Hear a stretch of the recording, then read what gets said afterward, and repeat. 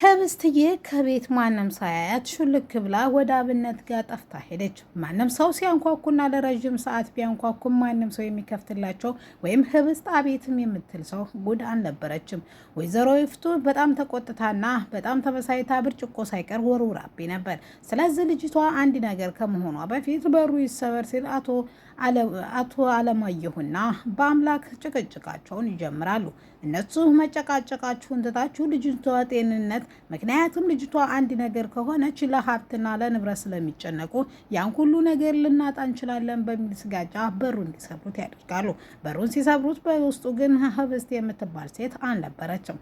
የት ሄደች የሚባለው ነገር ሲሰላ የት እንደምትሄድ እኔ ያውቃለሁ፣ ደግሞም ቶሎ ሄደህ ዞር ዞር ብለህ ፈልጋት እንዴት በማለት አቶ አለሙ ይጮህበታል። ዘበኛው አይደለሁ እኔ ፈልጌ አመጣልሃለሁ በማለት አብነት ከቤት ይወጣል። አሰላሙ አለይኩም ወራህመቱላሂ ወበረካቱ። ውድና የተከበራችሁ የቻናላችን ቤተሰቦች እንዴት አዳራችሁ? እንዴት ዋላችሁ? ዛሬ ይዤላችሁ የመጣሁት ህብስት ድራማን ክፍል 23 ነው። እነሆ እንድትከታተሉ ይጋበዝኳችሁ። ወዳችሁ ፈቅዳችሁ ስለምትከታተሉ ከልብ አመሰግናለሁ። ሀሳብ አስተያየት ካላችሁ በኮሜንት ሳጥን ማስቀመጣችሁን ፈጽሞ እንዳትረሱት።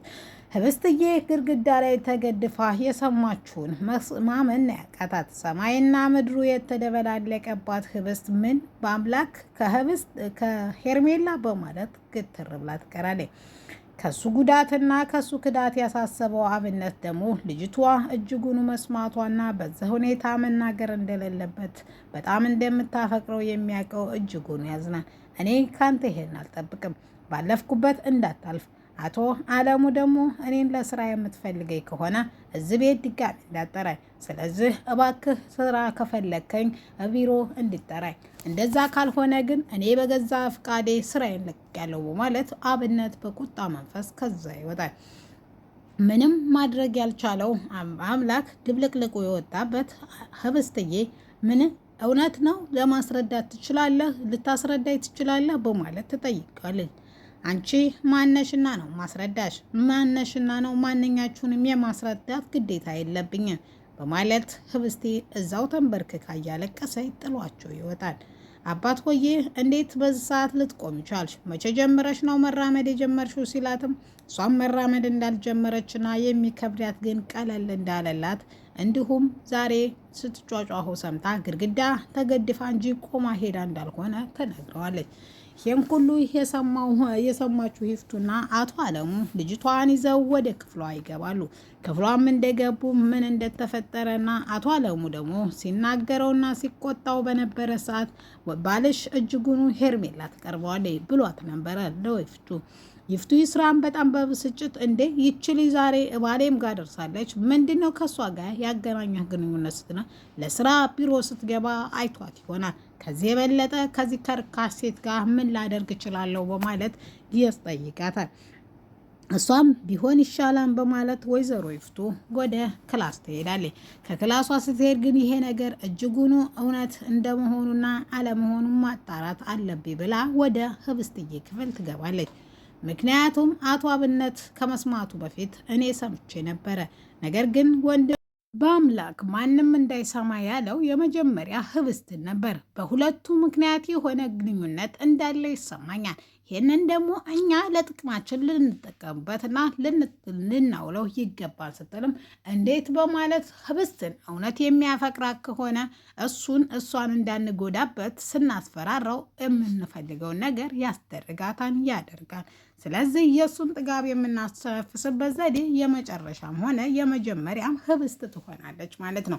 ሌላኛው ደግሞ ሀሰት ከሆነ ወይም ሀሳባችን ወይም የገመት ነው ልክ ካልሆነ ደግሞ እንደምንም ብላ ሄርሜላ በፍቅር እንድጥለውና ደግሞም ደጋግሞም በቁጥጥሯ ስር አድርጋ እንደፈለገውን ነገር እንዲያደርግ ማድረግ ነው። ልጅቷ ብልህና ብልጥ ትመስላለች በማለት ለአቶ አለሙ ትነግረዋለች። አቶ አለሙ ወይዘሮ ሄርሜላን ሲመኛት የነበረው ቢሆንም ነገር ግን በዚህ ቅስፈት የመፈጠሩ እጅጉን በጣሙኑ አሳስቦታል። በጣሙንም አናዶታል። በጣም ያበሳጨው ነገር ከሄርሜላ ማርገዙ ነው ወይስ ምንድን ነው ስትለው በመጨረሻውም እሱም ከሄርሜላ ይሄን ታደረገ ነገ ጧት ልጄንም እንደዚህ ማድረጉ የማይቀር ጉዳይ ነው በማለት ይነግራታል። ህብስቴ ስቅስቅ ብላ እያለቀሰች እያለ ወይዘሮ ይፍቱ ትገባለች ወደ ክፍሏ። እሷም እባክሽ ውጭልኝ ስትላትም በገዛ ቤቴ አንቺ ደናቁርት ወዴት ነው የምወጣው በማለት ትመልስላታለች።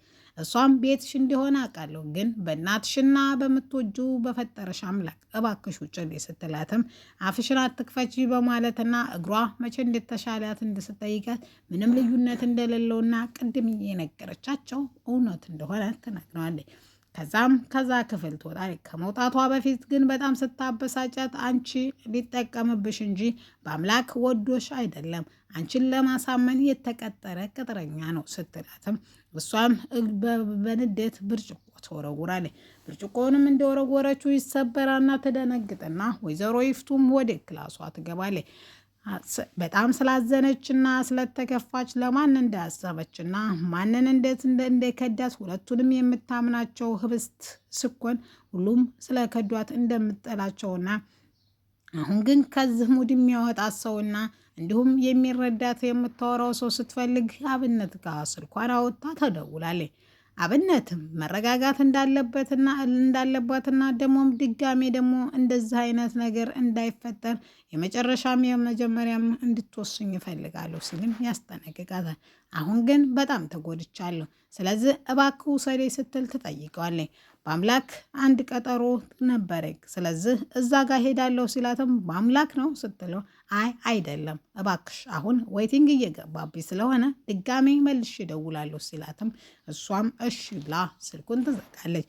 የደወለችው ሄርሜላ ነበረች። ካፌም ቀጥሯት ለምን ካፌ እንደቀጠራትና እጅጉኑ በጣም እንደምትወደውና እንደምታፈቅረው እየተቅለሰለሰች እንዲሁም እዚህ ካፌ ላይ ለምን እንደቀጠራትና ብቻቸውን ቤታቸው ውስጥ ቆንጆ ነገር እንዲያሳልፉ ትጠይቃለች። አንቺ ራስሽን መቆጣጠር ስለማቺ እዚህ የማናገርሽ ነገር አለ። በጣም ነው እኮ የምወድህ፣ ስለማፈቅርህ ሴትነቴን ምን ነው አረከስክብኝ እንዴ ስትለው አረ ምን ቦጣኝ፣ ነገር ግን የአንድ ነገር የምናገረው ነገር ነበረ፣ እሱ ግን ጭንቅላቴም ሆነ ህሌና አይፈቅድልኝም። ድጋሜ ግን በመንገዴና እንዲሁም ባለፍኩበት ካለፍሽ አሚሮና ወይም ህሌና የሚለውን ጥሼ እነግርሻለሁ፣ አጠገቤ ድርሽ እንዳትይ በማለት አስጠንቅቋት ጥሏት ይሄዳል። ሶስተኛው ካርድ እንዴት ተሳበባትና ከአብነት ደግሞ የምትቀበለው ገንዘብ ሲቋረጠባት እጅጉን ያበሳጨታል። እንትናም ጋር ደውላ በአምላክ ጋር የተፈጠረውን ሁሉ ይነግራታል። ነገር ግን አንቺ ከሆንሽ ይሄን ያደረግሽው የመጨረሻችን ነው ምልሽ፣ ሴት አድርጌ በገዛ እጄ ነው የምገልሽ በማለት ይነግራታል። እሷ ምንም ነገር እንደማታውቅና እንዲሁም ተፍቶባት እንደሄደ ጓደኛው ይነግራታል። ነገሩ መለስ ብሎ ሲያስበው በአምላክ ተደጋጋሚ ጊዜ እሷን ልጅ ራቃትና እንዲሁም የማጠቅም ልጅና ርካሴና ሲልም ነግሮት ነበረ። እሱ ግን መውደር ስላስጨፈነው ምንም ነገር ማድረግ አልቻለም። አቶ አለሙ በፍጥነት እንዲመጣና ለስራ ጉዳይ እንደሚነጋገሩ እኔ በገዛ ህይወትህ በግል ህይወትህ አይመለከተኝም፣ ማንም ጋር አንሶላ ብትጋፈፍ፣ ነገር ግን አሁን ለስራ ስለምፈልግ ቶለና በማለት ወደ ቤት ያዘዋል። እሱም እሺ ብሎ ወደ ቤት ሲመጣ በአምላክ ቤት ሲገባ ግን እነሱ ጭቅጭቃቸውን ይፈጥራሉ። ምነው ሳትቀድመኝ ቀደምኩህ እንዴ ሄርሜላን ሲልም አንተ ከፍታፍ አፍህን አትክፈት በማለት በተደጋጋሚ ይጨቃጨቃሉ። እሷም ድንገት በሩን ከፍታ ወይም ሚስቱ ወይም እህቱ የአምላክ እህት ወይዘሮ ሂፍቱ ይስራ እንደሌለችና ህብስት ማን እንደሆነ ተክፍሏ ወይም ዝግ እንደሆነ ትነግሯለች። በጣም ደንግጠው ወደ ክፍሏም ሄደው ሰብረው ሲያዋት ማንም አልነበረም እዛ ክፍል። በዚህ ደም ሁሉም ክፍል ነበረ። ምን ሆናና ማን እንደወሰደ ግራ የገባቸው አቶ በአምላክ ወደ አብነት ቤት ይሄዳል። ወዲያው እንደመጣ ሄርሜላ ወደ ቤት ትገባለች። አቶ አለሙን ልታናግረው ትገባና አቶ አለሙ ምንም የሚያገናኘን ነገር እንዳለና ከሁን በኋላ እዚህ ቢሮም ድርሽ እንዳትል ያስጠነቅቃታል።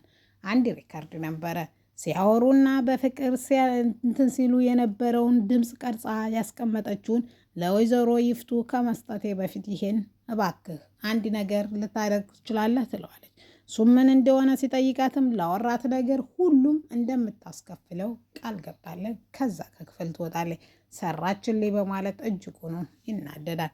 በአምላክ ለምን እንደመጣችና ለማንም እንዳትናገር እባክሽ ከዚህ ቤት ውጭ ሲላትም እሷም እንደፈለጉ የሚናገሯት እቃ እንዳልሆነችና ከዚህ በኋላ ማንኛቸውም